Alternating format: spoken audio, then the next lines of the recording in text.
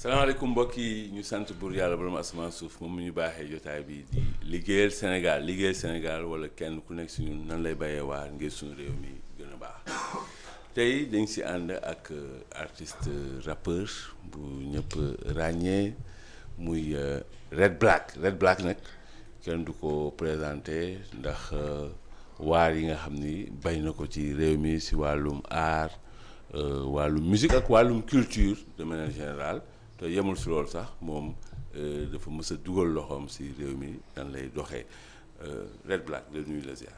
waaw salaamaaleykum le grand professeur Tunkara. Voilà, donc maa ngi rafetlu encore une fois votre invitation et je salue à tous les followers. Voilà, donc di ñaan vraiment émission bi fekk ñëpp ci jàmm.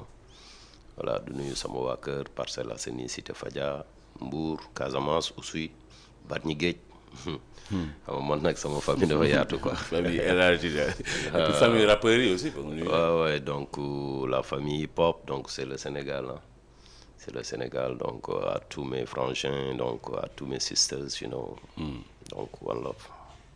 Respect. kañ nga gëj a génne production yow wàllu hip hop. Production bon yàggul na man je suis quelqu'un de très productif. À l'heure où je vous parle déjà j'ai fait 3 albums yoo xam ne ñu ngi studio. Il m'arrive parfois ma génn sànn benn affaire compte tenu de la situation et de la demande parce que des fois gars yi réclament la voilà donc mais je suis très très productif. Très productif moom Red Black bon li ñu la gën xamee nag mooy clash politique yi fi mu gën kawee. góor gi dee na yow yaa ko fi rabon mu metti woon Ablaye Wade nag. Tout à fait. metti woon ko parce que yow. mel da nga xam fi muy méttee. nga laalee fa sunu njiit yi quoi. waaw xam nga niñ naan ce qui se conçoit bien s'annonce clairement et les mots pour le dire arrivent aisément. C'est une chance d'avoir fait les études. C'est une chance aussi d'allier les deux à la fois. Donc études et musique, études et art. D'autant plus que aussi ma nekk ci banlieue bi tu vois fi mu gën a méttee d'autant plus aussi xam nga ma màggee aussi ci ay circonstances yu doy waar raison pour laquelle man bi ñu may njëkk a découvrir c'était dans le cadre de la paix en Casamance. C'est un morceau qui m'a propulsé donc voilà pourquoi parce que j'ai vécu la galère, j'ai vécu le conflit de la Casamance où j'ai perdu beaucoup d'amis, j'ai perdu sama ñu ma doon jàngal man ki ma doon jàngal CM2 déjà monsieur Ndiaye maa ngi koy ñaanal yàlla xaare ko aljana et j'en profite pour faire un coucou à sa famille depuis Diaken Wolof. Il y avait Adama Ndiaye et Goulouben qui a été assassiné. Il y a mon grand Vito Viembeng qui était de Thiès moom c'était un soldat xam nga man nag soldat yi samay grand la ñu woon tu vois du ci bëri sax sama nekk lañ doon fanaan donc j'ai eu beaucoup de proches beaucoup de voisins qui ont été tués assassinés et puis ma fekkee jamono yi nga xamante ni les 23 soldats sénégalais dañ leen a tendre embuscade. Ça je l'ai vécu. ma fekkee aussi militaires yi fi ñuy jàppee rebelles yi donc nous on habite juste derrière le camp militaire en fait d'Oussouye et puis ma màggee ci loolu ma màggee aussi ci Graille yi parce que soldats yi man ñoo ma doon jox añ di ma jox reer chaque jour. la Graille parce que xam nga vraiment da ngay dem ba da ngay am ay dëkkandoo ñii dañ leen di jiñ rebelle ok te say dëkkandoo lañ les militaires ils sont là. Militaires yi en quelque sorte ñi ñuy jiñ ay rebelle dañuy bokk ay gel dañuy bokk terrain de football dañuy bokk fépp parce que comme on dit rébellion des fois c'est un esprit xam nga yu bëri donc xam y a trop de secrets yaa ngi comprendre donc des fois da ngay jékki rek ñu ne jàpp nañ diw te diw boobu mun na nekk sa grand xam nga donc yooyu yëpp je l'ai vécu et aussi j'en profite vraiment pour ñaanal sama grand Ñuule c'était un professeur de PS qui a été tué ci problème mu Casamance yi donc Ñuule il est de comment il s'appelle il est de Moulomp c'est à 9 kilomètres avant Elinkine et 9 kilomètres après Oussouye le grand Georges Ñuule donc j'en profite aussi pour en parler parce que ça a été des souvenirs très douloureux hein. Voilà donc ñu nekk samay grand nekk samay papa nekk samay xarit. affaire dafa mel ni jeexagul ba léegi parce que ñu ngi gis rek waa L'Obs ñu ngi titré naan Hamidou Djiba du MFDC a été arrêté. waaw J'ai appris la nouvelle bi may bon à 3 heures hein, vers 2 heures du matin avant may tëdd quoi. Donc j'ai appris ça donc tu sais le grand bu fekkee est-ce que xam nga ni tey ji man su ma soxlaa kayitu judd Casamance lay dem. man bi ma nekkee xale j'ai été naturalisé en Casamance. Quand je dis naturalisé mooy man déjà bi ma demee man dañ maa mayee woon Casamance bi ma nekkee xale. comprendre nga biñ ma mayee Casamance sama nijaay il était à la préfecture d'Oussouye.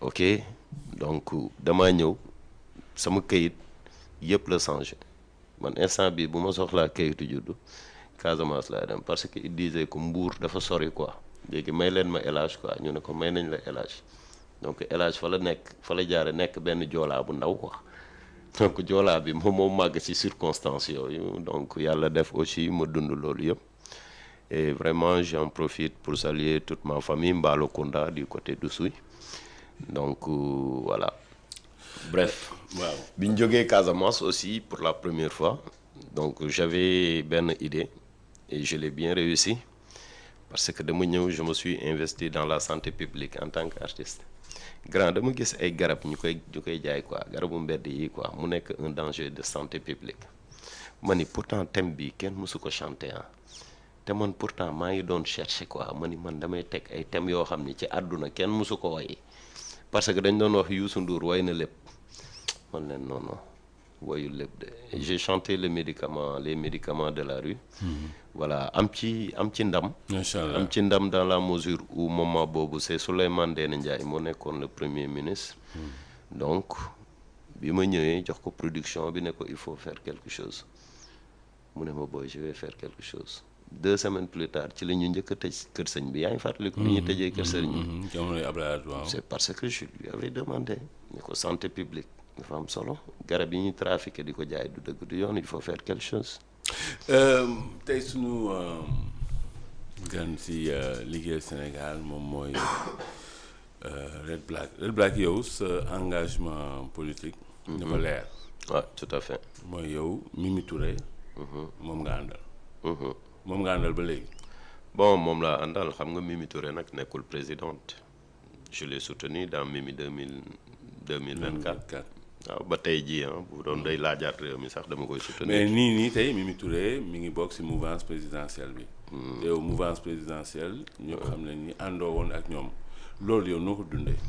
bon ni ma ko dundee mouvement présidentiel bu ma àndeex ñoom Mimi Touré moo ñu boole Aminata Touré moom laa ñëw di ko jàppale ba yàlla def ñu recalé ko et donc il m'a dit bon écoute le mouvement va soutenir Diomaye parce que déjà bon ci ay circonstances yu difficiles ay kóllëre yu mu seq ak ñoom et cetera donc on a soutenu le président Diomaye ni ñu ko soutenir ba législative yi ñëw ñu ne nit nag boo ko falee da nga koy jox les moyens yu mu liggéey. waaw mais yow laa wax d'un point de vue moral d'un point de vue si wàllum sa pas-pas say valeur yow nga contre ay nit jékki-jékki rek ànd ak ñoom parce que ndax benn nit. non man contre ma ay nit man benn nit rek laa contre te bu ma contrer nit boobu doxalinam moo tax ma contre ko gis-gisam moo tax ma contre kan ko nga contre. waxinam moo tax ma contre ko. muy kan yaa ngi comprendre c'est le premier ministre qui me dérange man à part ça ma Diomaye ne me dérange pas parce que ku yaru la. oui bon oui mais bul fàtte tamit ne que premier ministre. xam nga man dama koy wax saa su ne Pastef amul. Ousmane Sonko moo am. waaw te mais Ousmane Sonko bu génnee Pastef. Pastef dara desu fa. bon je suis pas là pour défendre Pastef yaa ngi comprendre mais ce que j'essaye d'expliquer mooy pilule bi boo gisee ma avalé ko c'est parce que c'était Diomaye moom moo nekkoon le candidat Ousmane Sonko n'est pas le candidat. mais Ousmane Diomaye Sonko mooy Sonko. non écoute grand donc yooyu c'est juste des slogans. ah justement. tey jii boo gisee ni ñuy doxalee. Sonko day génn attaquer Diomaye notre institution majeure ki nga xamante ni mooy suñu njiit ki nga xamante ni moom mooy njiitam da koy génn attaquer ko li nga xamante ni c'est des questions d'État mu bëgg ko def ay questions partisanes. te loolu kenn déggu si ku mel ni Aminata Touré mu wax man loolu daf ma yéem. non man bëgguma nag débat bi yëpp ñu concentré ko. ci non mais Aminata parce que Touré, moom du n'importe qui mais dama bëgg aussi du n'importe qui de. parce que ce qu'il faut comprendre man sortie yi may def Aminata Touré yónniwu ma yéegu ko man maay wax la c'est le rappeur qui parle. d'accord nañ mais yow da nga ànd ak koo xam ni tey. waaw mais ànd boobu dafa complètement jaxasoo. xam nga ànd boobu man ànd ma wax Aminata Touré ci dictature Aminata Touré am na gis-gisam Aminata Touré la mais bul fàtte mukk ne Red Black la te Red Black yàgg na xeexal réewam bien avant ñuy ànd wala sax may xamante ak Aminata Touré n'est-ce pas donc question de politique. mais yow mosoo ambigu te tey da nga ànd ak koo xam ni dafa ambigu dafa jaxasoo. Aminata Touré tey Aminata Touré elle est zen. xam nga jaxasoo bi mooy moom. dafa ànd ak Macky Sall 11 ans et demi. dans la loyauté. waaw di ko tagg ne moom mooy lépp di xas Ousmane Sonko. non jékki-jékki ah si bon écoute. ah mais mun nañu ko la ko tagal léegi. non écoute c'est que boo ne xas non xam nga xas. yàlla dafa def loolu kenn mënu ko weddi nag yow tamit non pas xas boo ne xas damay weddi xas bi xam nga lu tax. nga taxaw ne xale yi fi dee moom moo gàddu responsabilité bi nga taxaw ne ñun ku am problème ak justice ndax da nga dem Sweet Beauté demal nga lijjanti ko ñun yoruñu carnet de rendez-vous bu Sweet Beauté. waaw mais xam nga loolu du xas mooy nga def une attaque personnelle. yaa ngi comprendre. mais daf ko mos a def. voilà mais ça c'était des réponses parce que y a pas de fumée sans feu tu vois mais période boobu nekkoon na période boo xam ne c'était une bataille médiatique c'était une communication à chaque fois que Ousmane génn à la minute qui suit Mimi day génn parce que c'est ça aussi ay questions réponses la ay attaques la xam nga ay politique noonu lay demee. voilà tollu jamono joo xam ne c'est des communications. c'est ça man leeraluma li ngay wax nii de yaa ngi comprendre man li may leeral xam nga mooy lan. moment boobu da ngay xool Mimi Touré a toujours été loyal dafa am liste bu mu jiite te liste boobu da koy défendre yaa ngi comprendre amul benn attaque personnelle bu mu am ak Ousmane Sonko parce que attaque personnelle xam naa ni boo amoon ñoom ñaar du ñu mës a neexoo du ñu mës a juboo du ñu mës a tase ba Ousmane naan ko borom xam-xam bu doy ni yow c'est moom moo gis xam-xamam te ñoom aussi ñoo ñëw seet si ko ne ko comme doo candidat dañ laa soxla dañu bëgg nga dimbali ñu c'est comme ça que ça s'est passé. J'ai aucun problème nag avec Diomaye sincèrement mais situation bi bu changé wul ci kanam dina am problème ak moom lu tax may am problème ak moom c'est parce que dafay war a jël responsabilité face à certaines attaques et face aussi à certains manques de respect de notre présidence. te jëlagu ko du ma ne jëlu ko mais jëlagu ko donc le président de la République il doit être respecté. Le président de la République, il doit être protégé. Le président de la République, mooy la personne morale de tout Sénégalais et de tout Sénégalaise, d'autant plus qu'on est aujourd'hui à plus de 18 millions de Sénégalais.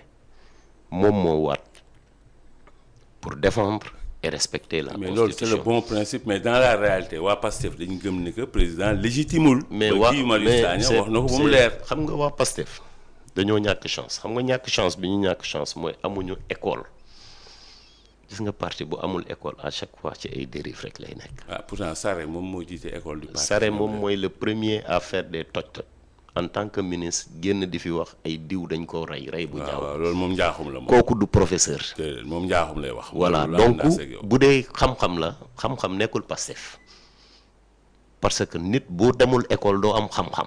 seen 4000 cadres et quand on parle d'école c'est vrai que c'est pas seulement les classes il y a aussi l'expérience. loolu am la. amuñu expérience bi amuñu jaar-jaar bi amuñu charisme bi te dañoo war a nag yaru dal gars yi xamal leen jàngal leen. mais premier ministre loolu laa gëm. mais d'accord mais les premiers ministres su ne réew mi dafa am problème bu autorité. loolu saaga na loolu xas na loolu wegoo ñun suñu njiit. le président de la République du Sénégal même bu fekkoon sax bokk leen parti wala bokk leen fa ngeen jokk da nga ko war a jox cër da nga ko war a respecter la preuve gis nga pour se faire respecter il faut respecter les autres pour que ëllëg yàlla bu defoon sax nga nekk président de la République bëgg a prétendre un certain respect dafa fekk yow nga yàgg joxe respect boobu à travers ñi nga xamante ni ñoom ñoo la fi jiitu. armée loolu la ñuy jàngale dañu naan soldat bi. da nga war a jàng obéir. ndax bés boo tollee fu ñu la war a obéir. ñu mën la obéir ñu mën la obéir. ñu mën la obéir mais léegi Red Black man li ma jàpp mooy. man foofu dama ànd ak premier ministre réew mi dafa am problème autorité ndax fii ñun.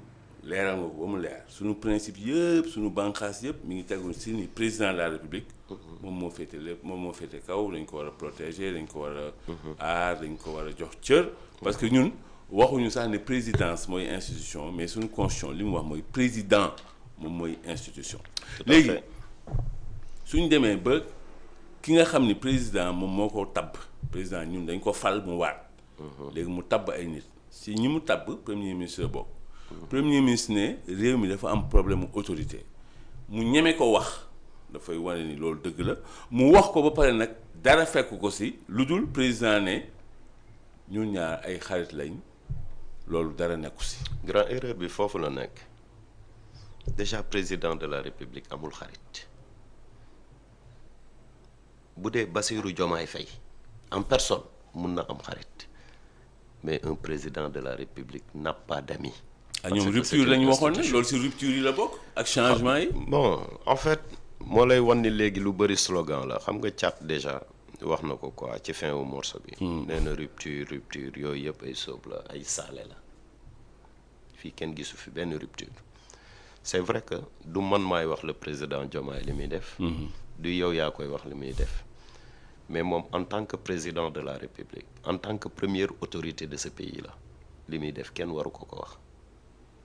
parce que yàlla may na ko tey jii kilifteef goo xamante ni joxu ko kenn yàlla moo jël moom ci wàllam daggal ko jox ko. mais bu ñu ko nee da nga am problème autorité mooy kilifteef gi yow matul. waaw moom nag foofu il devait réagir.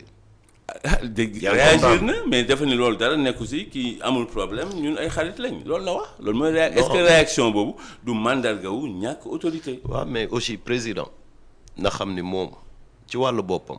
bu dee jëmmam jooju rek mun na am ay xarit mais en tant que président de la république warul am xarit te dafa war a faire respecter vraiment les institutions. ci moom la war a parce que yow. non déggul mooy principe yi ñun d'accord nañ si. parce que yow li nga wax yëpp ay principe ñun dañ si d'accord mais dans la réalité. président Diomaye waa Pastef dañu jàpp ni amul légitimité xam nga Guy Marius Sagna wax na ko ba mu leer nañ dañu am président légal président légitime. mais xam nga loolu manque de considération la. moo ko wax ñu dégg de. parce que kii légitime mooy ki nga xamante ni moom nañu fal. loolu de mooy li wér. yaa ngi comprendre. loolu li wér. te gis nga on peut pas ainsi réécrire l'histoire ou renverser l'histoire lii yàlla di def na ko ba pare kii légitime mooy ki nga xamante ni kooku la ñu fal.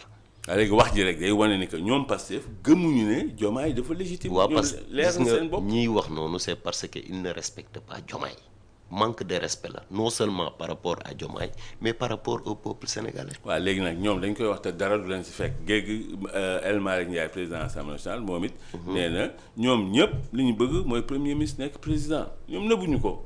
mais xam nga actuellement. même président de la République yow yaa ngi koy faral nii mais même moom président de la République moom moo toog ne li mu bëgg mooy premier ministre nekk président moo ko wax ba mu leer. waaw mais xam nga loolu aussi c'est pas dans l'immédiat.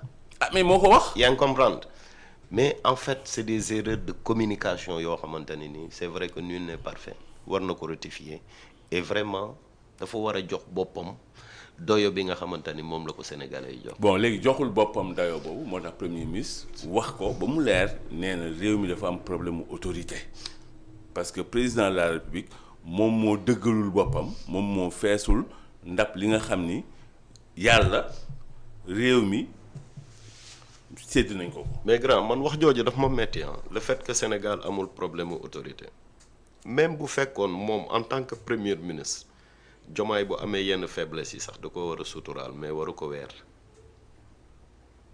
mais ñoom Pastef nag bul fàtte ni que seen marche vers le pouvoir ñoom dafa lalu si def ay dénonciation si boole si wuññi sutura loolu ak Pastef ñoo ànd. te xam nga des fois damay toog ba ci yàgg sànq bi may ñëw ma xool ma ni mais Ousmane Sonko toute sa politique c'est divisé pour mieux régner actuellement tout le monde est divisé dans les familles dans les quartiers un peu partout ñëpp divisé wu te pour la première fois dans l'histoire du monde ma gis un homme politique boo xamante ni musul incarner la paix comme oote ay jàmm Ousmane musuma dégg mu ne yéen kilifa diine yi nañu ñaan yàlla pour Sénégal am jàmm. ñoom parce que dox ñu ay yëfu jàmm ñoom nëbbuñu ko. mais grand réew li ko yor nag mooy jàmm. mais ñoom àdduna li ko yor mooy jàmm. dégg nga leen ba mu leer nee nañ premier ministre nee na garsa dellu si waat na Birame Souleye nee na ku saaga premier ministre na ngeen ko saaga premier ministre nee na dina impliqué wu personnellement ñenn ñi dañ leen di effacer. mais grand ñun lan lañ def yàlla est-ce que xam nga ni nattu mënul weesu lii yàlla jox la njiit boo xamante ni njiit bi bëggul jàmm ay kilifa yi ngànk réew mi ñi nga xamante ni xamuñu àdduna xamuñu dara mais dire déjà aux Sénégalais ku saaga diw wala diw saaga leen ko mais loolu déjà moom mooy encourager booy pour ñu saaga ku saaga Bassirou Diomaye saaga leen ko te ki nga koy wax kooku rek a mën sa saaga Diomaye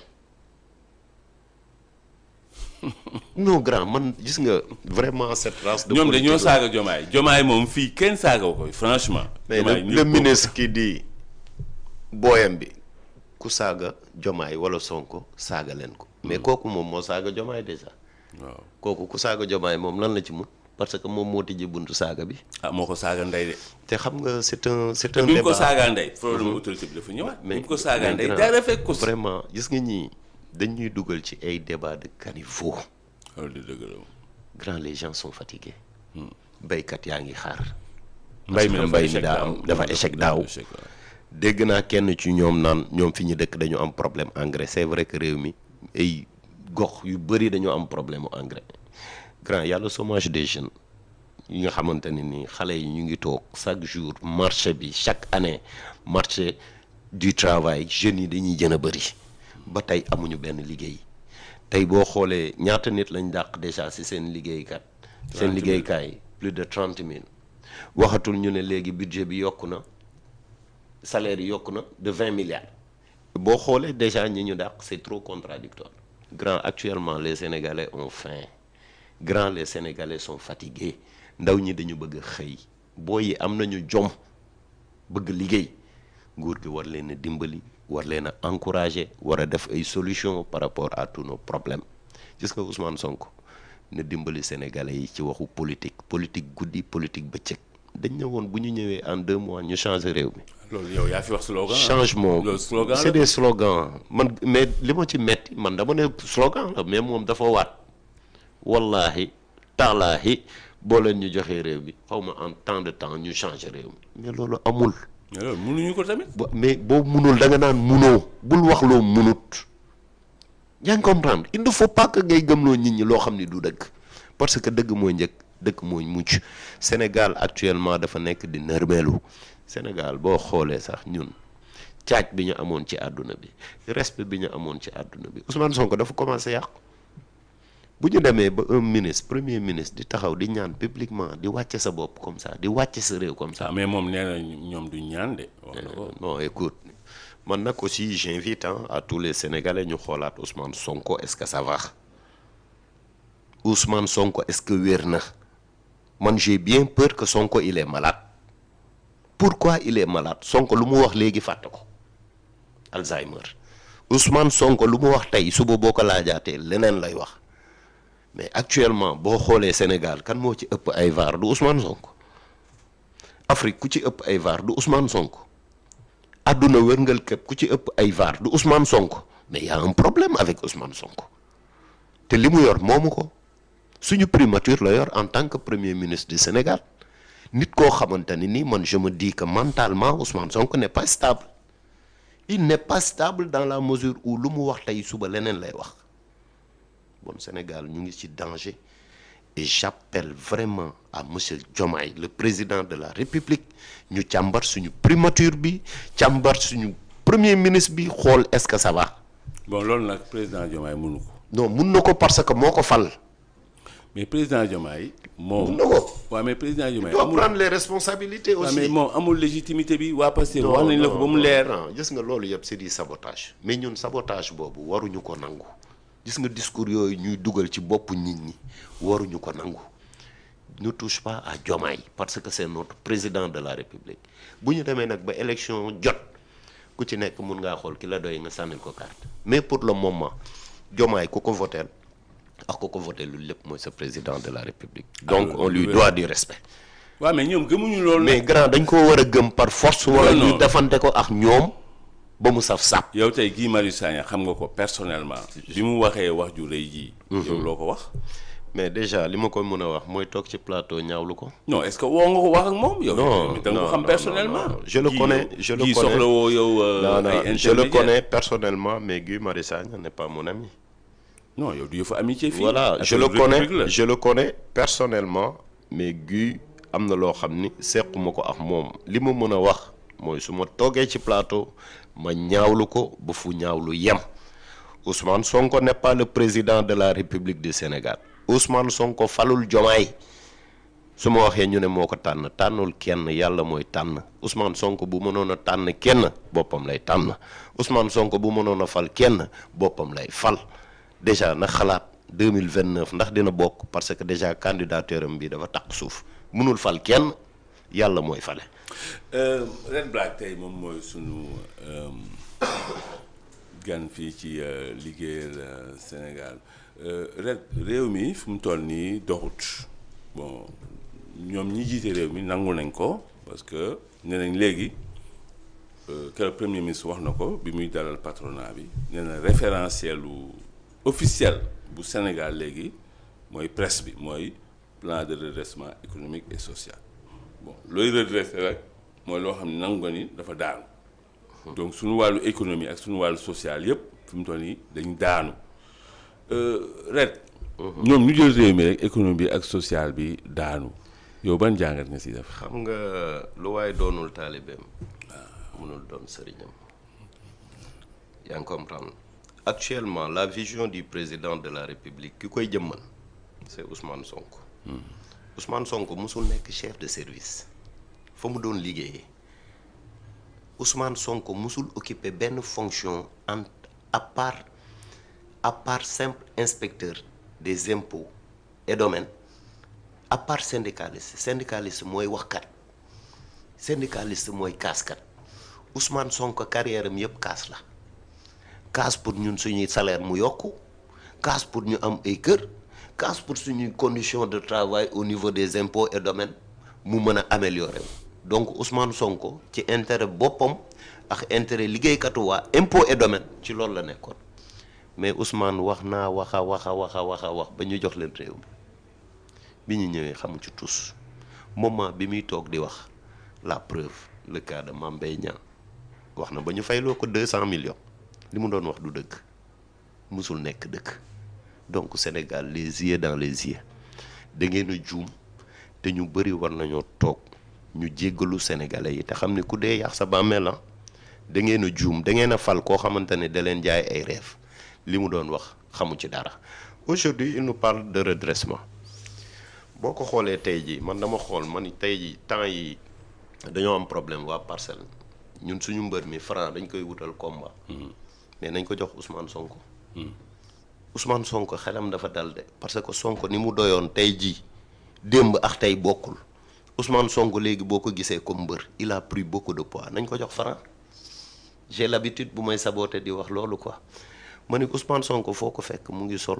summi comme mannequin Ousmane Sonko àddunaam yëpp sañse la man damay xool Ousmane Sonko ma ni mais attends Ousmane Sonko ngi bees tàq Ousmane Sonko bopp bi ku ko gis xam ni problème amu ci parce que il a grossi gis naa benn vidéo mu ne nguur bu ñu la ko waxee da nga war a jeex parlant de Macky Sall nee na Macky Sall ak waa këram gis nga ni ñu doy Ousmane Sonko li mu doon wax feebar boobu moo ko dal ak président Macky Sall moo ko dal Ousmane Sonko léegi boo ko gisee comme mbër te nit sa xel bu dalul war ngaa tal leneen lu dul grossir ak am ay yaram fuñ la fekk suba ak ngoon yaa ngi sañse solo summi mel ni mannequin Ousmane Sonko dàq sañse léegi Sénégal j'ai comme l'impression que ni ñoom dañuy noos dañuy nguuru sama waa ji déjà wax na ko ci son bi caat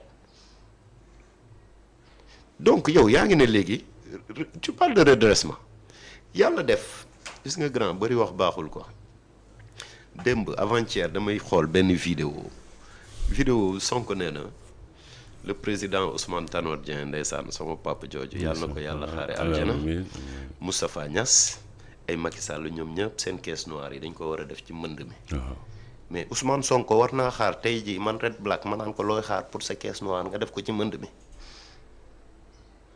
gis nga nit da ngay sincère. président bi ngay wax yokk na caisse noire am de. moom caisse noire am ñaata la Ousmane Sonko. moom 9 milliards. mais 9 milliards moment bi muy xas Macky Sall naan ko ay caisse noire dafa araam moment boobu Macky Sall ñaata la amoon ci caisse noire 8 milliards. mais moom premier ministre boo xamante ni président de la république sax tey yow yaa ko ëpp caisse noire.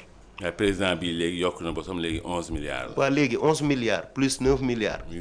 muy 20 milliards. waa léegi Ousmane Sonko la ngay xaar pour dugal ko ci mbënd mi grand j'ai un problème moo tax ma ni président Diomaye nañu xoolaat Ousmane Sonko est-ce que ça va. ah mais président Diomaye tamit ñoom ñëpp waxoon nañu caisse noire dafa aram. mais tey Diomaye waxul loolu. Ousmane Sonko moo ko wax. avec Karim Xurum Xaq maa ngi koy nuyu de passage Karim Gueye. Red Black sa frère maa ngi lay siyaar. waaw ci live am la toog wax ko. waaw wax na ko ci meeting tamit. wax ko ci meeting. grand nous avons un problème. mais nag attention Diomaye président seen plateforme boobu 11 points yi ñu amoon deuxième bi moo doon suppression caisse noire fonds politique. mais gor ca wax ja. defuñu ko de. ay waay gor ca wax. génn conseil supérieur de la magistrature moo doon point numéro 1 boobu. defu ko de. léegi Diomaye nee na. article 80 bi nga xamante ne nii. ñoom lañ doon dénoncé. délit d'opinion ñu koy dénoncé. aujourd'hui Ousmane Sonko ci article 80 bi lay langaamu ku ko wax dara ñu ne non il exerce des pouvoirs yoo xam ne président bi moo ko jox ci lay langaamu li ñu diggoon Sénégalais yépp defuñu ko. man de nee naa Pastef seen nguur gi ci ñett lañ ko nar a teg. dañu wax lu ñu munul. dañu wax lu munul nekk. loolu lañ diggee. léegi nag pour loolu il faut nga def li tubaab di wax reniement foog ngay weddi sa bopp. amoo choix. beneen bi nag. nga wax ko tamit mooy ñoom munuñu. muy incompétence. xamuñu munuñu. ñetteel bi muy méchanceté. méchanceté mooy li nga wax ne. toroxal nit ñi waaw toroxal nit ñi jàpp nit tëj ko tey man. Abdou Nguer man ba léegi man xamul lu mu def. man Abdou Nguer xawma lu mu def. Badara Gadiaga man xamul lu mu def. Badara Gadiaga il n'a fait que répéter ce que le député de Pastef. Lat Diop a dit. Lat Diop commission d'instruction juge bi nee nañ ko bàyyi mu ñibbi këram. te kaawu Lat Diop grand ñu taxaw foofu tuuti mais est-ce que mus nga gis ci àdduna ku ñëw ne man kat professeur Tounkara man maa ko corrompre ñu jàpp professeur Tounkara bàyyi le corrupteur. waaw loi wu Sénégal suñu code pénal moom moo maye loolu. mais grand ça c'est un manquement. code pénal moo ko maye quoi loolu xel sax nangu ko. article 160 bu code pénal moom moo ni yow su fekkee da nga boole nit. laata procédure judiciaire di tàmbali. yow kenn du la topp. tout à fait. léegi Red Black yow rappeur nga gis nañ tey. nga baal ma dama gis benn grand bu dugg. macha allah moom je l'ai connu à Saint-Denis Wilson. macha allah lors d'un concert bu ñu doon def foofu avec Viviane. waaw aywa c'était la première fois maa ngi koy nuyu de passage. aywa Red Black yow gis nga tey sa mbokku rappeur. Cyril Touré di ko ziar. Cyril sama waay. Thiat. bu Y'en a marre. waaw bon temps yi moom dafa jël galon parce que Y'en a marre rek jëlaat na ko. mooy déjà njiit li. ba pare nag génne son boo xam ni. waaye c'est une bombe. c'est une bombe. déglu nga ko de bañ a déglu son bi dama ko déglu. dégluwaat ko. te bi ma ko njëkkee déglu. dama ne ça c'est une bombe ça va faire un effet extraordinaire et ça a été le cas. parce que moom si une semaine nii rek mais am na ay 300 000 vues. non dépassé na ko. 300 000 vues c'est moins de 2 jours. il faut revoir c'est en moins de 2 jours. boo xoolee actuellement il a réussi à sensibiliser plus de 10 millions de Sénégalais yoo xam ne gis nañu vidéo bi. mais moom yow vidéo bi lan moo tax si sa jàngat en tant que homme du sérail métier yàgg si lan moo tax mu def effet bi. À l'entame de notre émission, j'ai dit ce qui se conçoit bien s'annonce clairement et les mots pour le dire arrivent aisément. Tu sais, la façon de dire vaut mieux ce qu'on veut dire. Et Thiat, il a compris le code qu'il faut utiliser pour pouvoir atteindre la masse, pour pouvoir se faire entendre et se faire comprendre. C'est pas donné à tout le monde. Thiat dafa comprendre fan ngay jaar ba nit ñi mën la dégg. Il a le don, il a le code la ñëpp mën nañu rab. mais nga wax ñëpp dégg la c'est pas facile. jubbu yi nag loo si wax jubbu yi. non mais ça c'est son style. ça c'est son style. iconoclaste. jubbam yi. mooy sama rouge noir bi mooy sama red black. waaw ku nekk ak sa kii mais moom tey Thiat li mu def nii son bi dafa am na doole am na buzz. est-ce que loolu du mandarga. que nit ñi dañu yëg. dañuy dund ne. li Thiat di wax ci son bi. nit ñi moom lañu dund mooy nguur gi. mënuñu yor liñ doon wax defuñu ko ba pare jarul sax ñu am yaakaar ci ñoom. xam nga Thiat moom c'est la voix des sans voix, la voix de ceux qui n'ont pas de voix. mooy yéen ñëpp en rappeurs yi d'habitude waaw. donc comme on parle de Thiat mooy représenter rappeurs yëpp. et donc du coup li mu lay wax mooy je me souviens il y a quelqu'un qui disait quand je parle de jeu je parle de vous, comment ça se fait que vous ne le ressentez pas. le jeu et le vous c'est la même chose. donc Thiat li muy wax moom la askan bi la koy waxal. c'est la voix du peuple. li nga xamante ni gars yi ñu ngi koy ngun-ngunu ci suuf. moom la Thiat jël ko fasal ko ci kaw lépp di dëgg. keroog dafa am benn maire mag la. am ay 60 nangam at mu ne ma dafa demoon dëj. waaye lañ doon waxtaanee ci dëj bi. mooy ndeke ñii mënuñu. dañ leen a nax dañ leen a trompé te réew mi mënoon na dox de ci kaw Ousmane Sonko ñu dàq ko wala mu démissionné loolu mooy doxal réew mi loolu mooy débloqué réew mi. mais loolu nag Diomaye sañu ko. Diomaye sañ na ko. Diomaye sañ na ko pour loolu yaa koy wax de yow loolu yaa koy wax Diomaye tôt ou tard benn affaire moo mun a am. Diomaye bu fekkee dafa bëgg a bind turam ci histoire du Sénégal na dàq Ousmane Sonko na ko démettre wala Ousmane Sonko na démissionné Ousmane Sonko munul xamul. moom nee na du démissionné de. wax dëgg moom leer dafa siisu.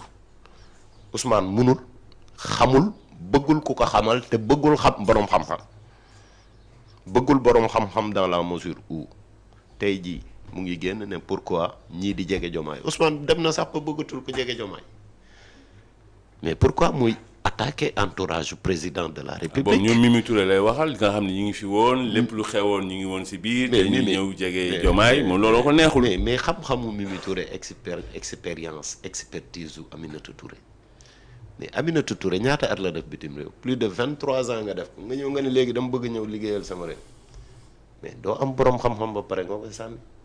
léegi yow avant Thiat. yow defoon nga fi son boo xam ne bu Thiat bi daf ko sulliwaat. son bi yaa ngi tudd yolom di wax ay wax yu garaaw yaa ngi fàtte nag. maa non mais fàttewuma ça c'est une expression artistique. je vais pas personnaliser ça sinon je vais directement à Rebeuss. mais c'est une expression artistique. Yolom Gagnon c'est un personnage. kon yow xam nga ni sa son bi mën na la yóbbu Rebeuss. non c'est pas ce que je dis.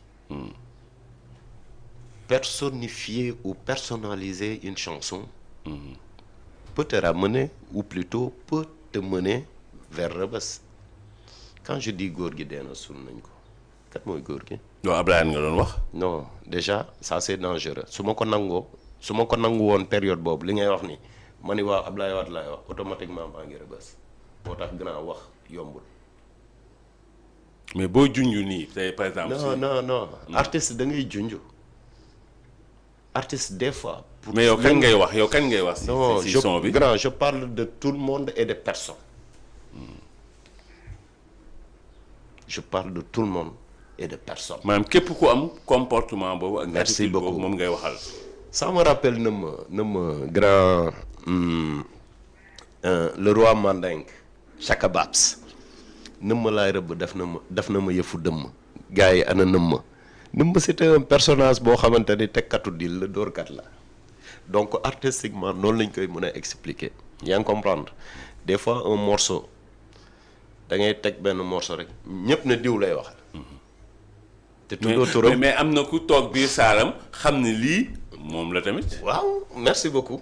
mu ngi noonu des fois da ngay def sa morceau kii ne non kii mais man lay wax. kii man lay waxal mais xoolal li ngay wax nii ma jox la benn Chaka Babs. di ko ziar vraiment moom Chaka.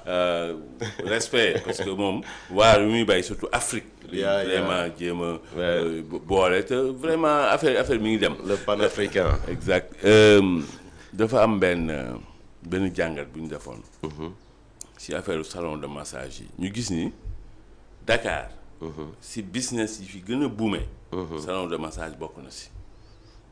yi fi gën a. yi fi gën a boomé. business yi fi gën a dox. yi fi gën a ubbi. salon de massage bokk na si.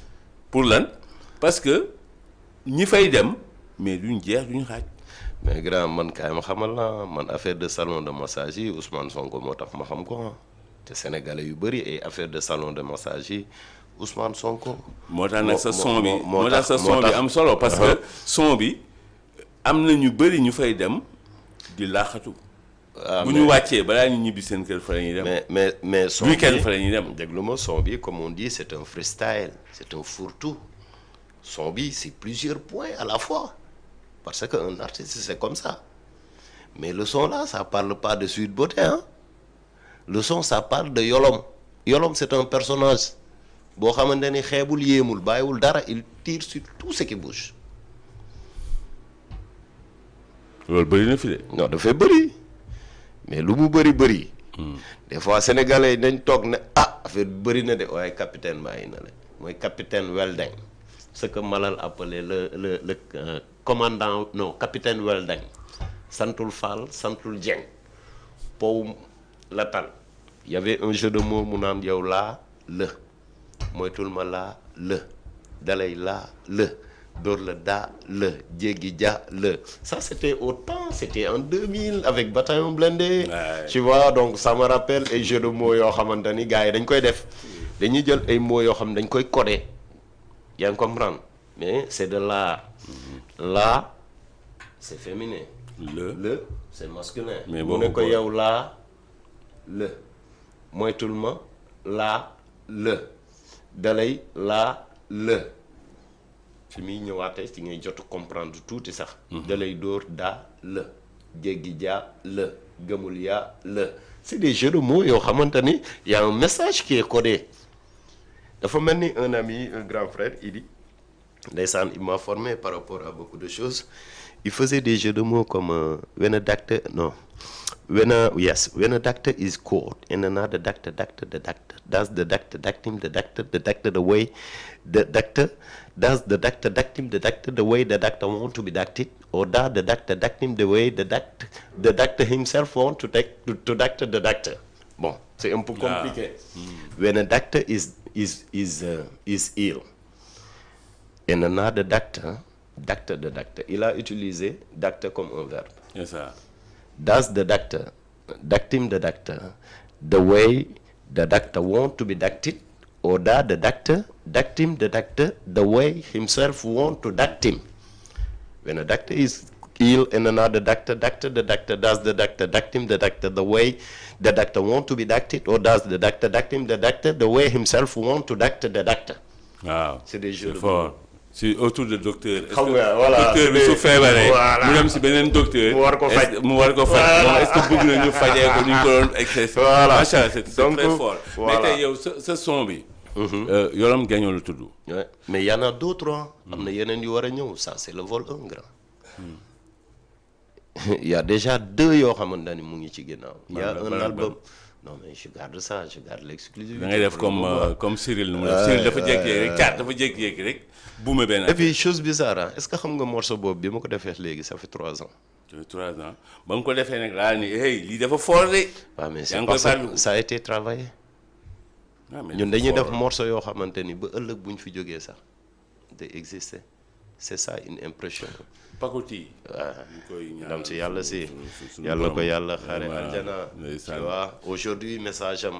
Ah, ci lay gën a am doole. te keroog sama plateau maag moom ñoo toogoon ah. Bien sûr, ndeysaan ça a été le plateau qui a marqué le plus aux Sénégalais. macha allah alhamdulilah. ndeysaan bi mu naan le féticheur. Waaw. et le bâtisseur. dëgg la oh dëgg la, grand dëgg la. j'ai beaucoup adoré. di ko delloo di ko ñaanal suñu borom mu dolli ko yërmande dolli ko njégal bon sa kii bi sa son bi message yu Yorom Guédiawaye bi lan la woon.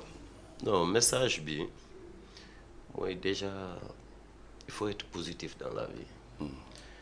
grand lu baax rek moom moo am solo te lii gën a bon ci askan lii gën a bon ci àdduna mooy seytaane lii gën a bon ci àdduna mooy quelqu'un boo xamante ne nii il fait tout pour arriver à ses fins sans dignité sans honneur yàlla nañ ci yàlla musal. Le message ce n'est rien d'autre que la sagesse. Dans la vie il faut être sage du moins parce que c'est la meilleure des armes, c'est le meilleur remède qui peut servir à l'humanité, à son entourage. Il faut être un modèle dans la vie. boo xoolee Yolom del wax dëgg del def dëgg nekkal benn modèle par rapport ak ci société bi bul nekk ki nga xamante ni da ngay sos da ngay kàcc alal jaral na la lu ne jigéen jaral na la lu ne amoo maîtrise ci alal amoo maîtrise ci jigéen yàlla nañ ci yàlla musal. amiin dafa nekk jikko yi gën a bon ci doomu aadama Yolom loolu lay dénoncé. te yàlla nañ ci yàlla musal. amiin tey jii hip hop ak politique. bon ñoom ñaar mënoo leen tàqale. non ils sont liés. parce que ñii hip hop yëpp hip hopeurs yi. bu ñuy tàmbalee underground. di dund ak ñëpp li ñuy dund. di waxal ñi nga xam ne mënuñu wax.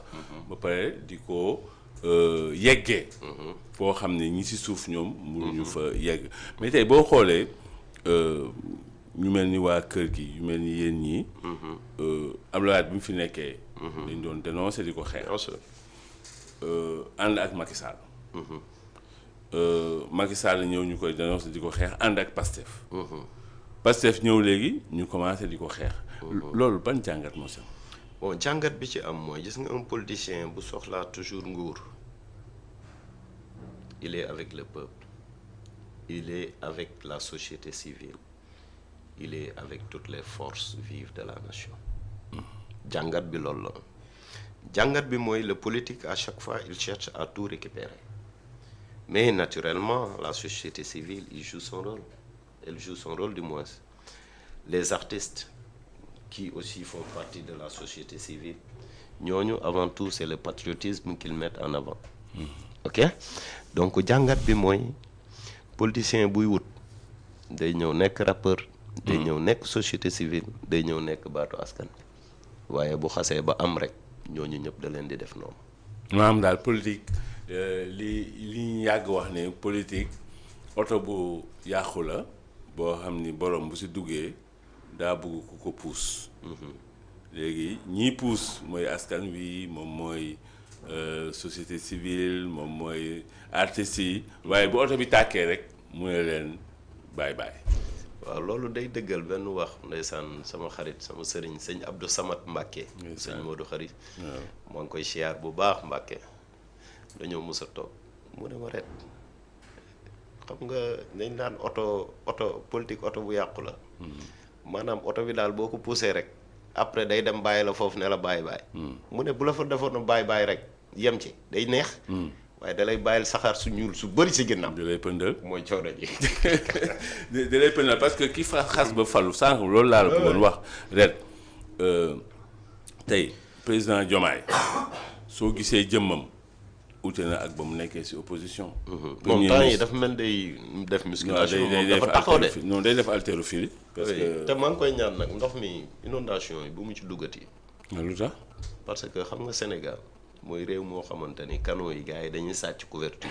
pour dem jaay ko feeraay. mais suñu président de la république bu duggee ci mbënd mi tànkam bi dugg ci benn pax tànk bi damm bu boobaa lan lay wax sénégalais yi est-ce que ñun dañ koo fal pour mu dugg ci ay inondation ah day toppandoo Abdoulaye defoon na toppandoo ko baaxul, Macky loolu Sall erreur defoon la. na ko moom tam mu koy defaat. waaw bu ko defee barastiku daanu foofu tànk bi damm lan lay wax lan la ñuy wax président bul duggati ci ay inondation ci ay mënd yooyu de yooyu bu ko defati.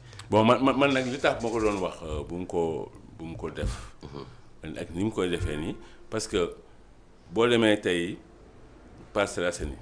dem Thiaroye waa léegi waa Touba ñoom lu tax foofu demoo fa. déjà Touba am na ñu fa dee concurrence. Touba am na ñu fa dee. Parcelles kenn deewul.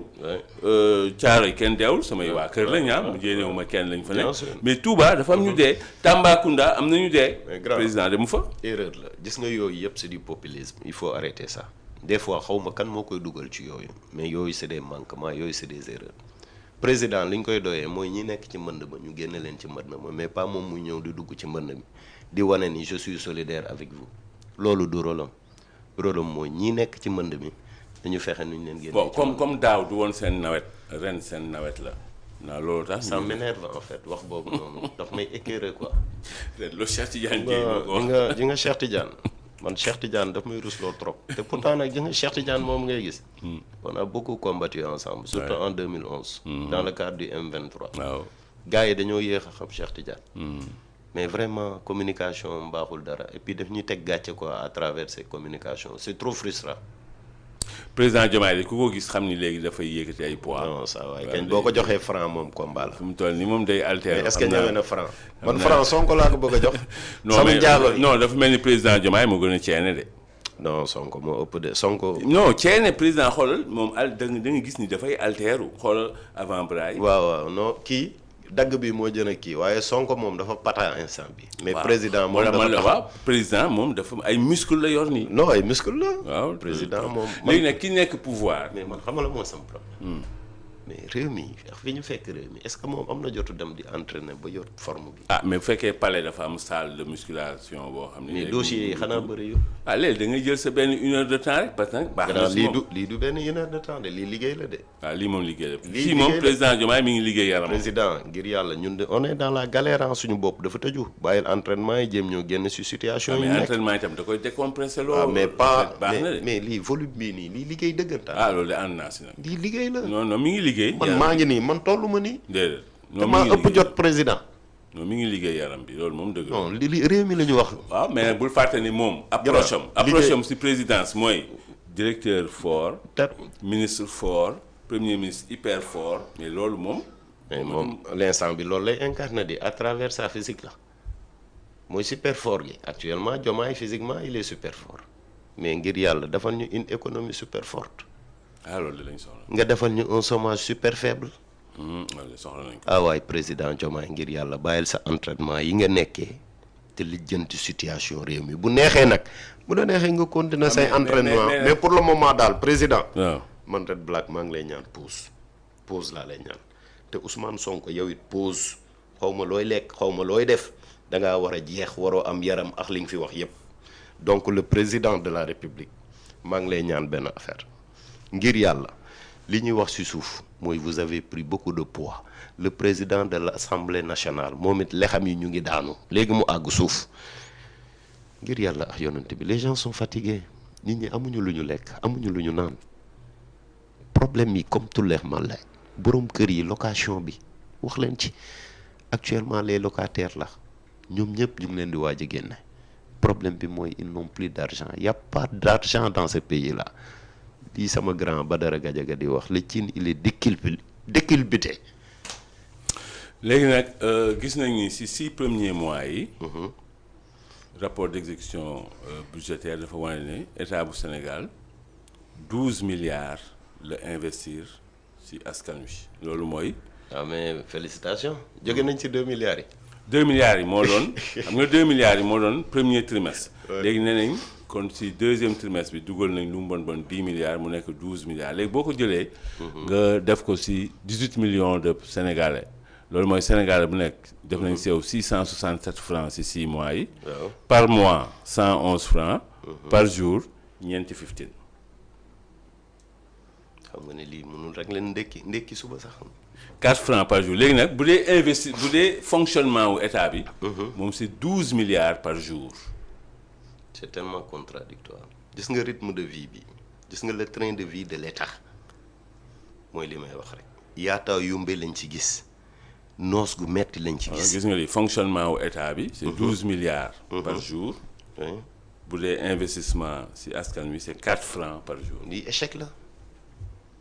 mais suñu lii gàcce la gàcce. ana Ousmane Sonko foo nekk génneel nga wax ci lii te sa caisse noire boobu jël ko nga teg ko sur la table Diomaye aussi sa caisse noire teg ko sur la table ngeen dugal ko ci askan bi parce que seen caisse noire rek moom moo ëpp li ngeen di investir ci askan bi donc y a un problème.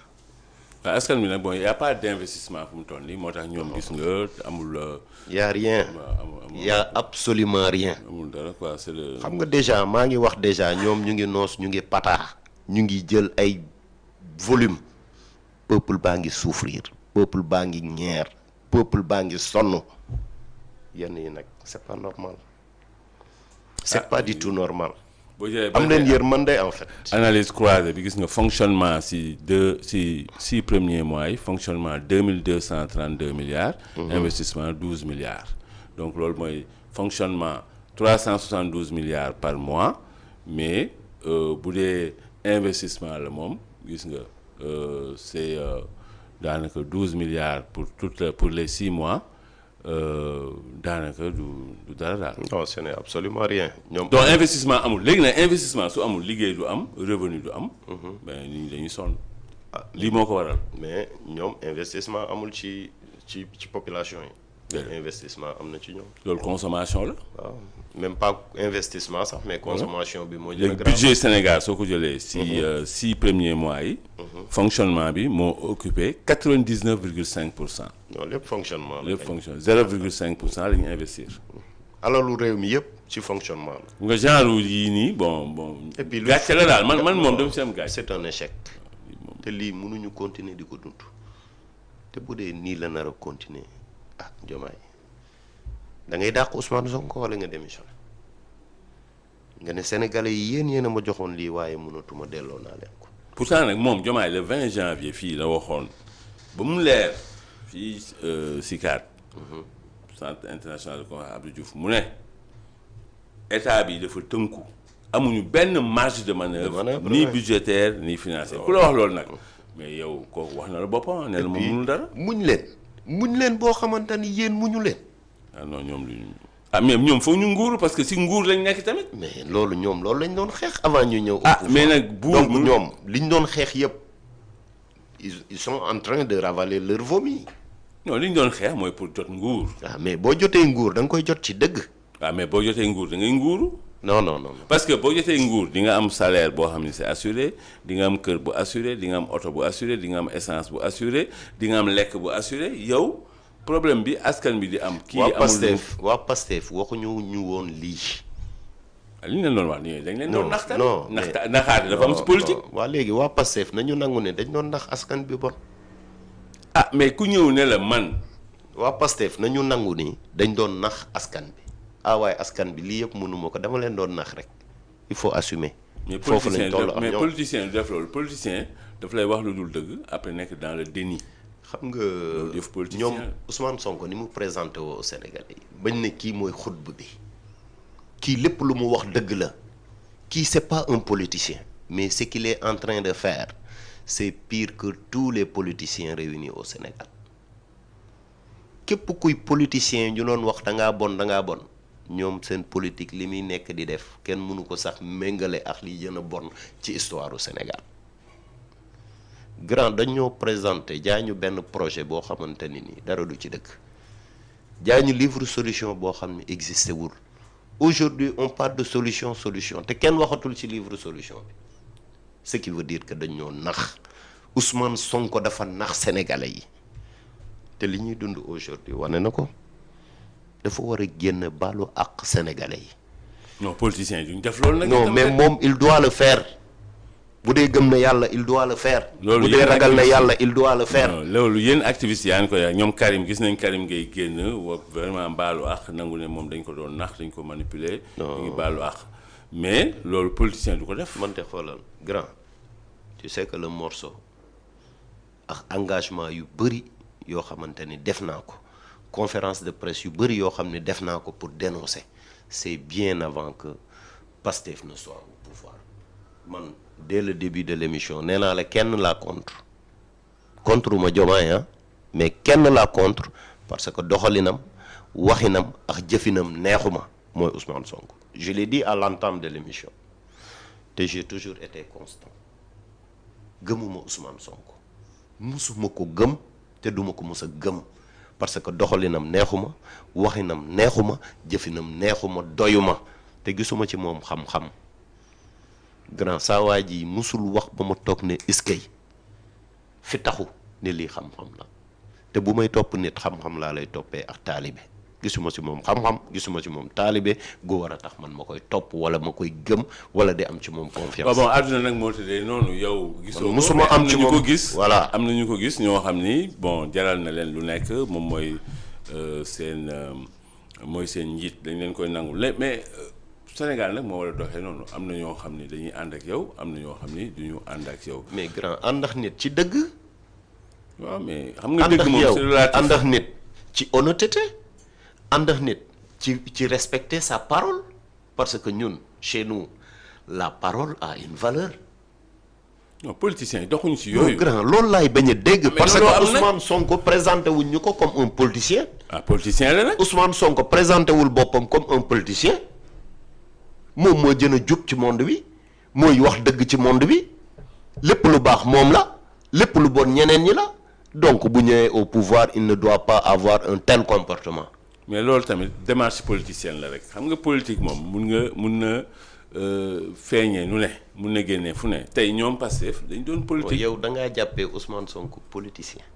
man Pastef yëpp ay politiciens lañ ci man. waaw léegi problème mu Sénégal xam nga mooy lan. ñooñu liñ ñu jaay ñu ni ñoom ay politiciens lañ. ah loolu politique la loolu laa lay waxee till day ñëw sàngoo deru bëy. bon man déjà awma dara lu ma bett quoi. parce que nit koo xamante ni déjà mosoo am ci moom confiance lépp lu mu def baax na parce que du la bett man li ma bett mooy booyi liñ doon wax réew mi dina changer dina soppeeku man ñooñu laa yërëm. ah yow kay yërmaane nga mais pas bett ñun mënuñu bett ñu ngi nekkoon ci pouvoir xamoon nañu yooyu mënul nekk. ay wax la rek pour xëcc nit ñi mais loolu moom mënoo ñëw changer réew bu mel ni Sénégal ci ñaari weer mënoo ko changer ci benn at mënoo ko changer ci benn mandat. waa ji dafa toog waat ci yàlla 2 mois ma changer réew. mais ñoom dañuy waat 2024 ma changer réew mi dara du ci dëkk. moo tax ma ni dafa war a génn jéggalu baalu àq nit ñi. Maître Tall fi la dem télé toog waat ci kaamil. kooku moom. waat ñëpp te waat gi li mu waat du dëgg. et puis kooku sax waratul wax sax ci ay télé. parce que dafa yóbbu kaamilam. waaw kaamil la te chose bizarre moom il était de bonne foi de moment bi muy waat noonu. il était de bonne foi. certainement dafa déggante ak leaderam ne ko xaw ma foofu mosuma dem foofu loolu la jàpp da ko gëmoon da ko wóolu. mais le lendemain jour boobu il n'a pas fait de conférence de presse le lendemain la def conférence de presse si vous vous souvenez ci la ne naam kat dem naa fa te avant mu naan daam dem naa fa dafa njëkk a bind ci Facebook am ne man xaw ma foofu mosuma fa dem donc loolu noonu dafa collé par rapport ak Maître Tall bi muy dem télé loolu yóbbuwaale. mais après loolu Maître Tall lan mooy. réaction. waaw dafa waroon a génn jéggalu baalu àq sénégalais yi mais du ko def. war na ko def de parce que jël kaamil alxuraan waat ci lu dul dëgg. Maître Tall moom dafa war a génn. jéggalu te jour boobu je me souviens elle était avec ma sœur Sirène Ndiaye. waaw ndeysaan Sira bu kii. Sira elle est de Mbour elle est de Tefes. Sira di ko mon papa aussi a une maison il y a ma famille paternelle aussi à Mbour Tefes. te Sira on a été ensemble à l'université. c'est l'une de mes premières fans. waaw moom wax Thérèse. maa ngi koy Thérèse Faye. Thérèse sama étudiante la woon moom. yii moom sama xarit la de. Sira Ndiaye honorable député di ko ziar moom ak Yaya Diallo. Yaya xanaa xamoo ñu bëri dañuy wax Yaya Diallo. mais c'est pas Yaya c'est Yaya. Yaya Diallo. Yaya daf ma trahir. ah bon. man ñu trahir bëri na de. yaa kii tamit. daf ma jëndee ndeysaan sama xarit Dret Esquizo yàlla na ko yàlla yërëm. xare ko aljana. c'est le rappeur qui est décédé aux États-Unis à Philadelphie. moom moo nekkoon underground PA. dëgg la voilà donc Yaya moom sama sœur la sama xarit la. man sama wóolare la. maa lay nuyu nga nuyul moom Mouhamed waa ci waawoon Yaya di ko ziar keroog ndeysaan ñu ngi tase fële ca Rëbës. man moom ñoom Sira Ndiaye. doon seeti suñu wëlër yi nekk foofu yëpp. mu ñu def plateau te duñ leen bàyyi xel. ña fa nekk ñëpp ci Rëbës vraiment ñu diñ nag ñoom Mansour Faye maa ngi leen fekk ñu ngi diñ ànd ak seen dignité man maa ngi leen ñee sax ne parce que man. damay ragal ne su ma nekkoon seen place amaana maa ngi jooyantu maa ngi mais vraiment dignité la ñu àndal. nangu nattu bi leen suñu borom teg ba pare nag pare pour dékk ko. di ñaan yàlla mu yombal leen bon. amiin Red Black. oui mon grand. gis nañ par exemple Sonacos dañu def perte 33 milliards ci campagne agricole bi parce que campagne bi doxul. bon état def na ci xaalis ba sonn depuis entre 2018 2025 état def na ci Sonacos 140 milliards. mais ba léegi affaire bi mënul dox parce que bu campagne arachidière bi échecé bon Sonacos moom. day échec tamit. moo tax gis nga seen perte bi nu mu safee 33 milliards xam nga lii. état moo si war a dugalaat xaalis te état fu mu toll nii amul xaalis donc Sonacos moom fu mu toll nii. Ousmane Sonko na démissionné. il n'est pas compétent. amul xam-xam bi amul expérience bi amul carnet d'adresse Ousmane Sonko tant que mu ngi fi nekk. grand Sénégal day jënd na. mi ngi commencé voyager nag dem na Chine dem na. Turquie mi ngi waay dem France. et puis bu dee voyage comme Turquie yi lay def. non bu Turquie bi moom di ñaan di yàq deru Sénégal dafa jar muy voyage.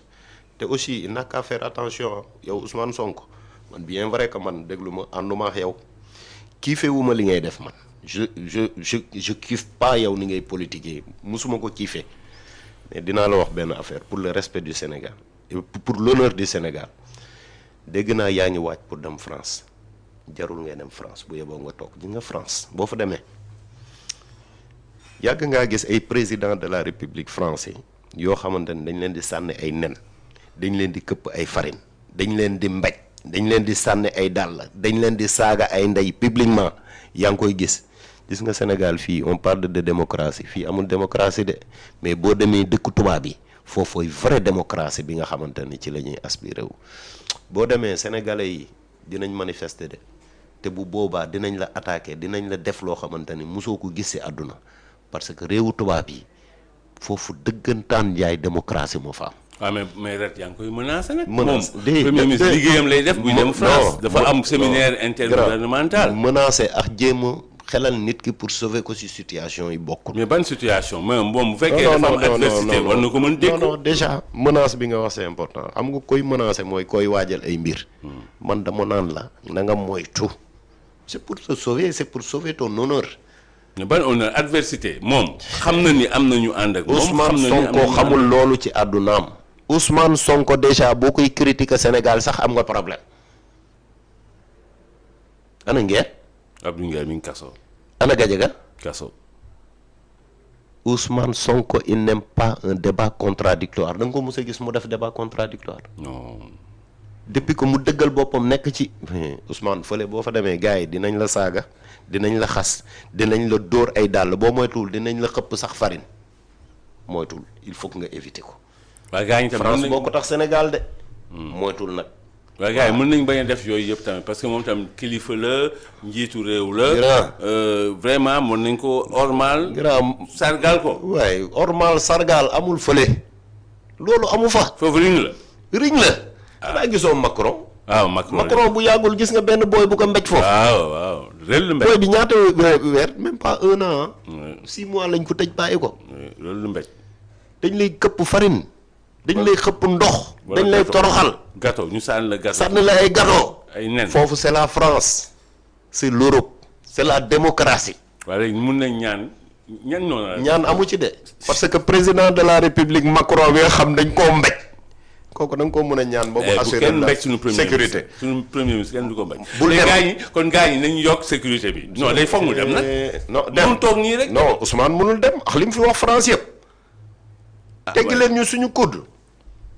ne woon na il faut s'attendre à une rupture définitive. yaa ngom naan si je me trompe am na benn baat qu'il nous fout la paix. nañu teggi seen tànk suñu kudd. xas France dégage yow nga ni da ngay dem France looy def France. séminaire intergouvernemental liggéey la. non encore gis nga Ousmane la nga waxoon góor ca wax ja bàyyil France yaa ne mun nañoo dem sans France góor ca wax ja. mais yooyu ay wax la woon rek. déedéet mais léegi dafa ñëwaat si réalité pouvoir dafa am réalité grand déglu ma rek. moom moo ne woon gëmul réalité pouvoir gëmu ko. Ousmane moo wax loolu.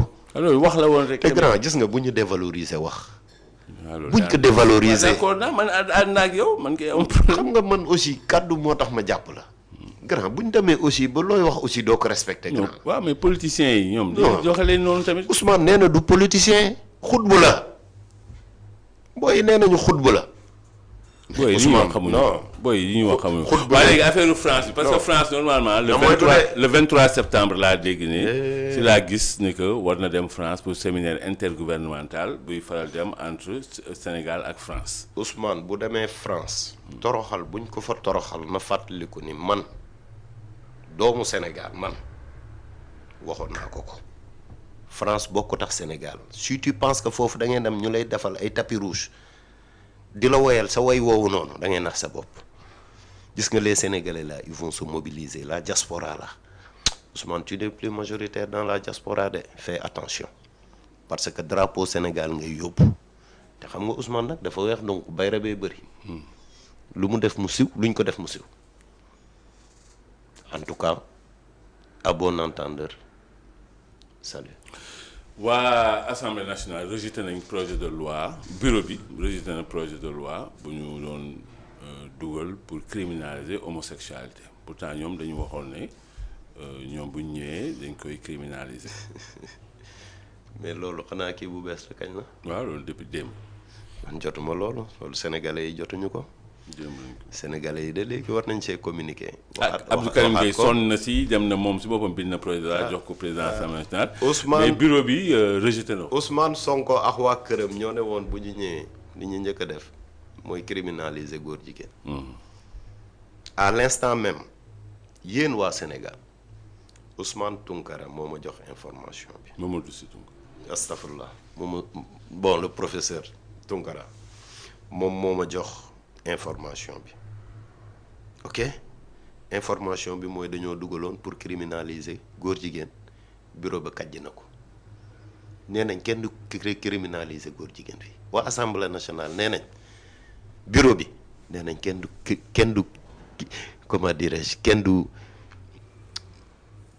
du fi jëlee góor jigéen kenn du ko criminaliser du moins loolu la ñu diggante woon ak askan bi suñu ñëwee li ñu njëkk a def mooy criminaliser góor jigéen bureau bi nag nee nañ assemblée nationale du ñu criminaliser góor jigéen te nag assemblée nationale ñan ñoo fa majoritaire nekkul waa Pastef. si député Ousmane Sonko yi. 130 députés. donc député Ousmane Sonko yi nee nañ du ñu criminaliser góor jigéen léegi góor jigéen ñi mu ngi noonu Sénégal dañoo nar a continuer di reyante encore. attends yi ñëwoon nañ fii ba def seen balaagal ba gay parade. je sais pas non fii moom gay pride du fi am. moom ñu ko nam gay pride. privé moom fi am. bon ça a été privé. waaw mais bâtiment ba daanu na seen kaw. waaw loolu xam nga yàlla. dégguñu waa Pastef wax si de. non duñ ci wax. walu tax ak seen ustaas yi doon kii imaam yi si doon xutba. ñooñu ñëpp doomu daara yi. ñooñu ñëpp kenn déggu leen si. gis nga l'avènement de Pastef au pouvoir. dafa nekk di dévoiler lu bëree bëri ci Sénégal. nit ñi nga xamante ni ay nit ñu dëggu lañ. nit ñi nga xamante ni ay opportuniste lañ. nit ñi nga xamante ni seen intérêt ak seen bakken kese moo leen ñor. ana imaam yi àndoon ak Ousmane Sonko naan dañuy xeex góor jigéen. déggatuma leen de. mais imaam yooyu tey dama ne gars yi bañ nañ ni duñu criminaliser góor jigéen ci biir assemblée nationale. wallahi al azim yéen la ñu waroon a jëna wala njëkk a dégg mais ça montre que ni doo leen ay gor bépp imam bu fi nekkoon naan Macky Sall dafa bëgg a daganal góor jigéen tey assemblée nationale bañ ne du criminaliser góor jigéen nga toog nga ni tekk tu es un traître du Sénégal et tu es même un traître de la religion musulmane donc de ce fait sénégalais yi il faut que ngeen yeewu lii encore day interpeller la conscience et le réveil des Sénégalais et surtout en particulier de la jeunesse. C'est important. Red Black moom activiste la enfin rappeur la hip hopper la précurseur la borom xam-xam la borom xalaat la engagé Red tey booy tënk jotaay bi looy wax. mooy dama am benn déception bu mag ci Sénégal déception dans la déception mooy mbetteel. mbetteel mais ak naqar. non mais plutôt naqar quoi parce que bon dara bettu ma naqar bi ma am mooy Ousmane Sonko en tant que le premier ministre du Sénégal Sénégal nag boo ko gisee moom actuellement moo ci gën a nekk en état mu ngi am yaram xelam dal boo ko gisee mu ngi teint lex yi génn boo ko gisee muy solox sumi chaque jour mel ni mannequin moo dàq sañse actuellement Sénégal caisse noire am bi 9 milliards moment bi muy kaas naan kii dafa araam nu mu tuddati caisse noire dafa araam jëmale ko ci Macky Sall moment boobu Macky Sall 8 milliards la yoroon mais moom actuellement moom moo ëppale sax Macky Sall moment bi muy kaas naan Ousmane Tanor Dieng paix à son âme ne dafa war a jël caisse noire am Moustapha Niasse ñoom ñëpp seen caisse noire ñu def ko ci mënd bi Ousmane Sonko mu ngi toog ci caisse noire bi bëggul ku ko tudd te caisse noire boobu bu ko dajalee ak bu Diomaye ça fait 20 milliards ana ngor ana waxu démb ak waxu tey ana kóllëre ana lii tax nit war a topp nit ana dëgg ana fulla ana fayda donc Sénégal on est en perte de vitesse te maa ngi ñaan le président Diomaye mu dàq Ousmane Sonko wa ilaa mu démissionné delloo Sénégalais yi ne leen vraiment mënatuma dama foogoon ne affaire bi yomb na mais je me suis rendu compte que tel n'est pas le cas donc maa ngi ñaan vous les Sénégalais encore une fois que message wi ne gën a yaatu kilifa yi borom kër yi waxtaan leen ak seen njaboot waxtaan leen ak seeni doom pour que la situation là ñëpp comprendre que ni vraiment ça ne va pas et que tànk yi ñuy jëm tànk naxe la tànk naxee mbaay tànk politiciens yoo xamante ne ñoo gën a dangereux gën a graaw que politiciens yi fi nekkoon donc aujourd'hui sama sentiment par rapport au Sénégal mooy dama tiit j'ai peur par rapport à l'avenir du Sénégal j'ai peur par rapport à son devenir j'ai peur par rapport ak góor yi nga xamante ne ni dañoo bàyyi seen lépp ils se sont investis en âme en conscience côté physique côté financier li ñu amoon yëpp indi ko Sénégal uniquement pour faire développer le Sénégal ñii di gas ñii di suul ñi nga xamante ne tey jii ñoom ñoo waroon a suul ñi waroon a plutôt gas mooy ñi nga xamante ni ñoo yor réew mi mais aujourd'hui on a comme l'impression que c'est le contraire benn nit moo bloqué Sénégal il s'appelle Ousmane Sonko benn nit moom moo dugal Sénégal ci ay carcan yoo xamante ne nii aujourd'hui suñu der mu ngi yàqu un peu partout à travers le monde nit kooku jamais du toog ba ni Sénégal maa ngi fiy ñaan jàmm Sénégal nañu nekk benn parce que Sénégal li ñu ko xamee c'est l'unicité en fait parce que Sénégal benn bopp la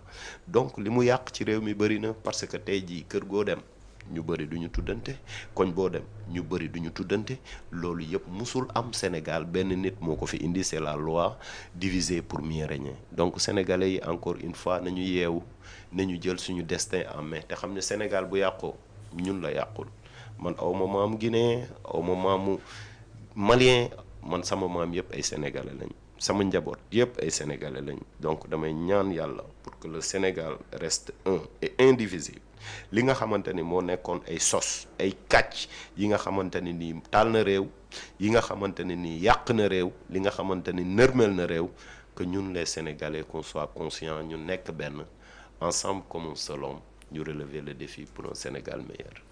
ren dañuy jeexal en son ban nga ñuy may. waaw xam naa fi nga bëgg a dugg. déet yow yaay tànn sa bu la neex de. Voilà, donc en son, donc je l'ai dit, say my name, Red Black, Red Black, Red Black, Red Black, Red Black.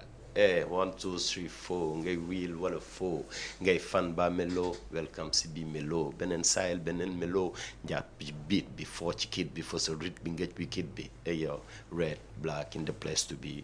One love Mr. Tunkara, one love à tous les Sénégalais qui nous suivaient.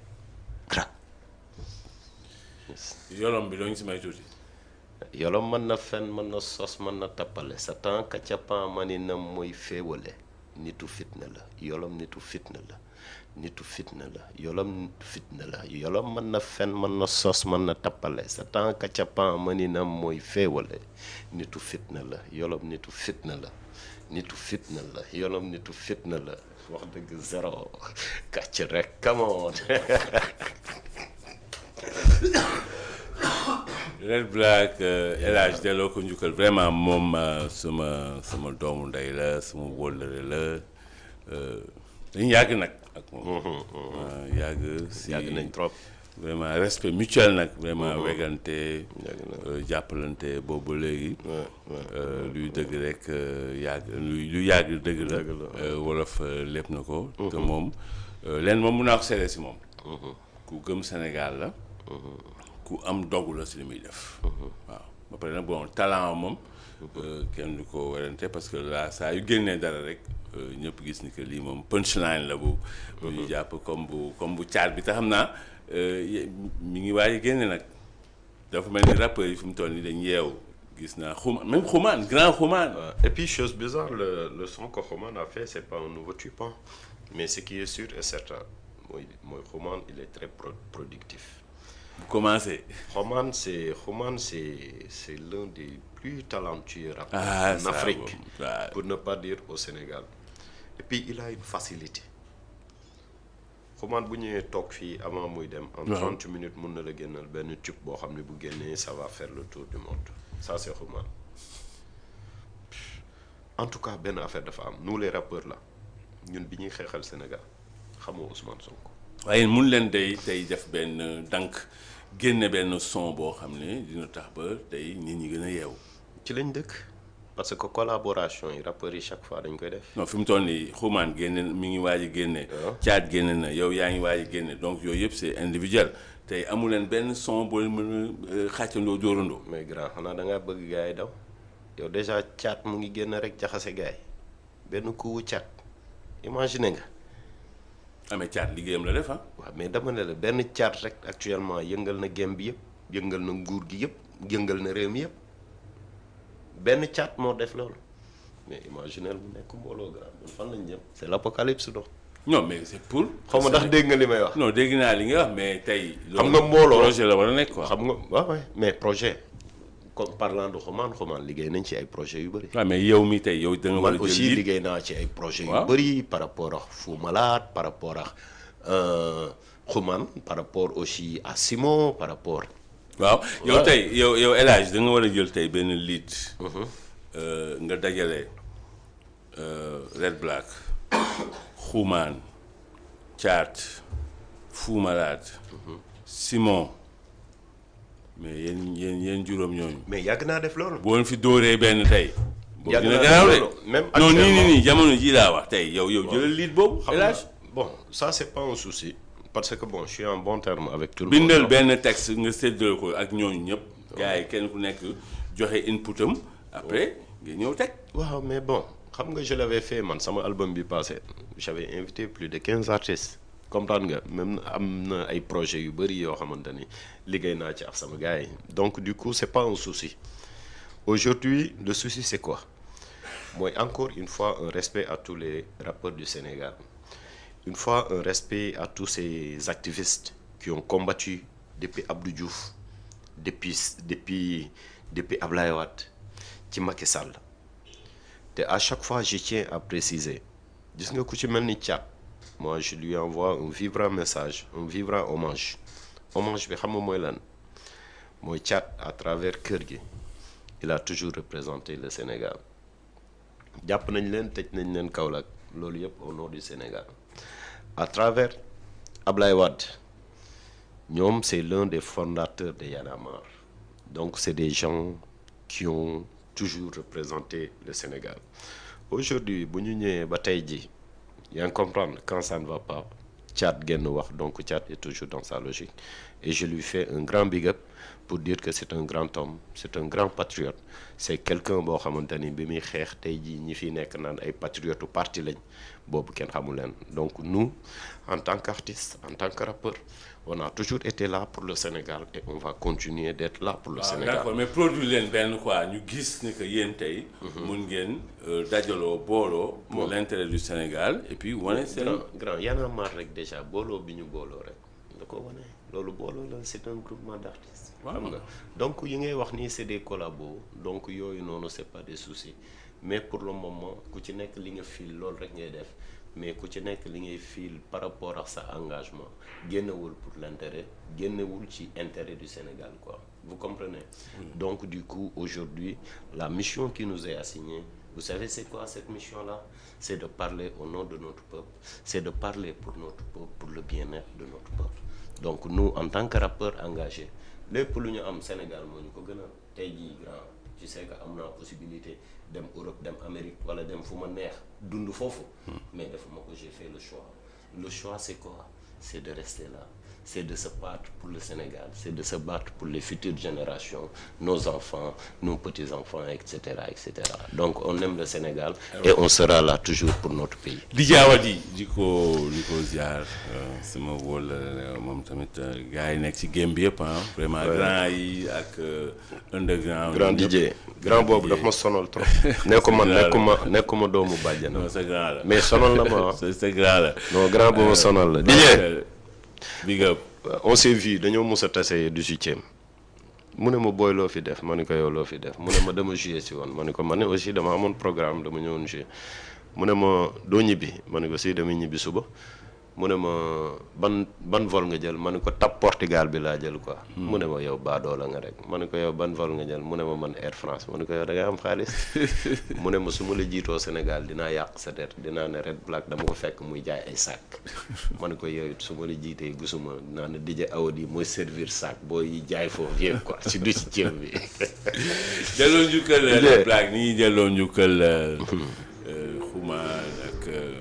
ma gaa yëpp gis nga de moom vrai artiste suñu ay technicien tey Mame Abdou ak Mame Thierno ak Abdou Konté di leen delloo njukkal suñu ay téléspectateurs yi ñuy seetaan si àdduna bi yëpp si jotaay liggéey Sénégal amuñu seen fay ñu ñaan suñu borom jàmm xéwal ndimbal ak yërmande di daje ñëpp altine bu soobee yàlla jàmm ak jàmm